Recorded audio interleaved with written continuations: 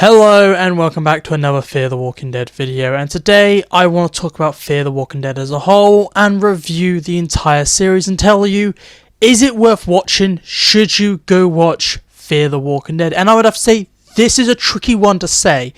With The Walking Dead, there's some downsides, there's some plus sides, but I would say, go watch The Walking Dead. But with Fear, if we go season by season, some seasons I would say are a must watch and are better than The Walking Dead, but you got those bad seasons, and it makes it a tricky thing to recommend. So let's talk about what made Fear great, and I would have to say it's those first few seasons. Season 1, 2 and 3 are absolutely fantastic.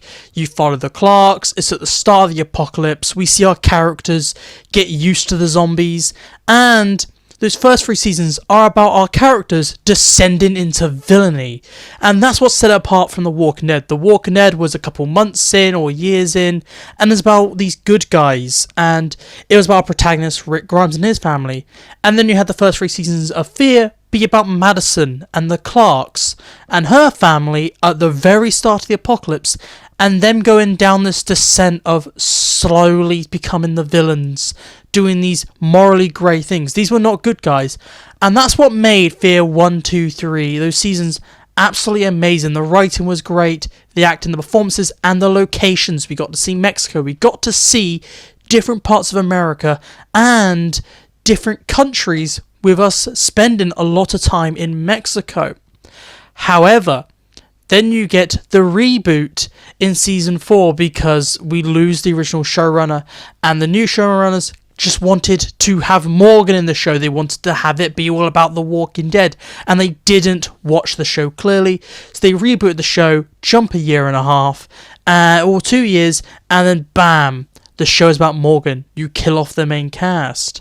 And the issue with the back half, these last 5 seasons of Fear, is the quality is all over the place. You have the fantastic season of season 6, which is arguably the best season of Fear, just because of how well it's written and everything like that. And I would say that is a must watch.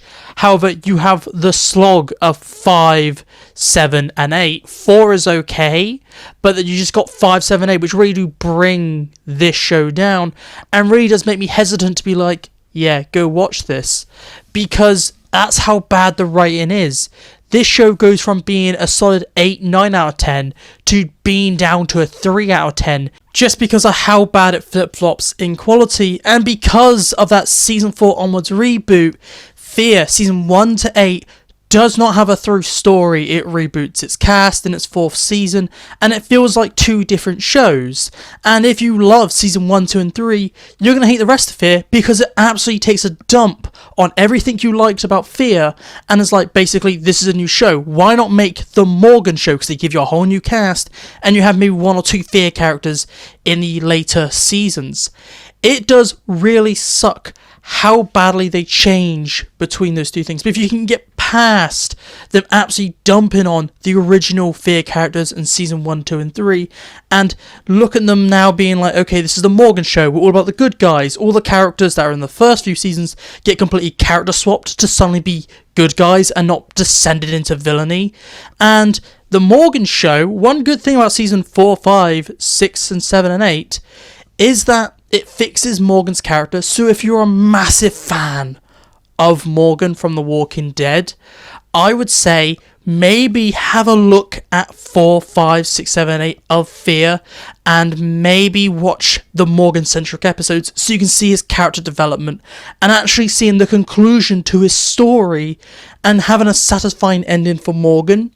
That's the only thing I could recommend watching the back half of Fear for, is Morgan. You also see Dwight and Sherry in the back half, and they are quite interesting, or Dwight, I should say, is quite interesting, and I like where the show takes their characters eventually by the very end, but there is a lot of starting and stopping and redoing over and over again. You get some amazing characters like John Dory, but if you're looking at the whole show, back again to the whole thing, there's no through story, it feels very disjointed, and there's no build-up, like how in The Walking Dead the first 5 seasons, or 6.5, are about survival and the threat of the walkers, and then from 6, 9, and then from 1124, it's about people now being a threat. We have been able to survive in this world. We're now going to rebuild the old world. That is the whole through story of The Walking Dead. Survival and then rebuilding. Fear never has a through story, and it is just, oh, our characters are here this season, they're here this season, they're jumping around Texas, they're jumping around states, jumping countries, and each season, especially the last 3 seasons, I have to say, are very formatted. So our characters get split up at the end of this season. The next season, we follow each character, they slowly come together by the mid-season finale, and then they team up and take the big guy out, and then bam, they split up again.